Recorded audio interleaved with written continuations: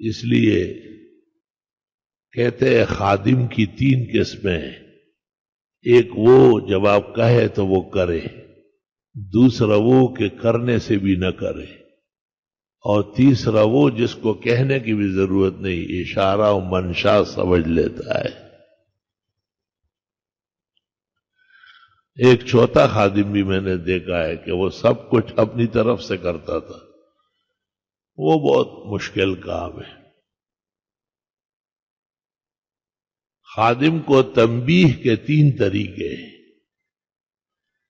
یا تو سزا دیں گے جسمانی، وہ مہذب نہیں لگتی، یا بد دعائیں دیں گے، وہ نسل تباہ کر دے گی، اختیار میں نہیں رہے گی.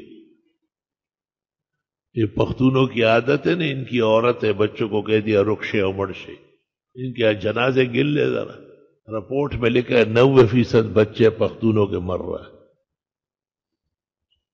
منہ کنٹرول میں رکھنا چاہیے. رخشے امڑشے اور تو ہی بس جنازہ روا نہیں چکم کور گورے لس دلس جنازی تھی اسی معشوق. میں یہاں کراچی آیا ہوں 45 سال ہو گئے.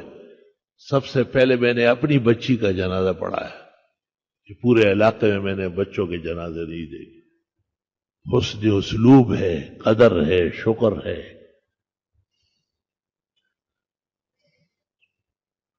تو ایک عالم دین نے مجھے کہا کہ یہ تو ایسے ہی تنبیہات ہے، بد دعا نہیں ہے. میں نے کہا کیسے پتہ چل گیا؟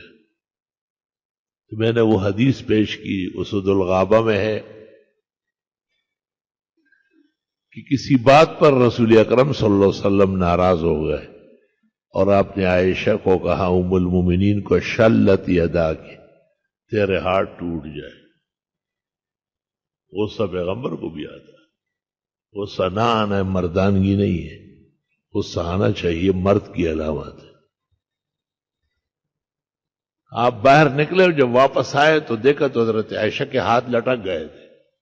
آپ حیران ہوئے تو بی بی نے کہا آپ تو اللہ کے رسول برحق ہے، آپ کہے اور نہ ہو جائے ایسا کیسا ہوگا؟ فطلب ماءً، آپ نے پانی منگوایا، وتوضأ وضوءً، اور وضو فرمایا، وصلى رکعتین، اور 2 رکعات پڑھی، ثم دعا لها بالصحة والشفاء.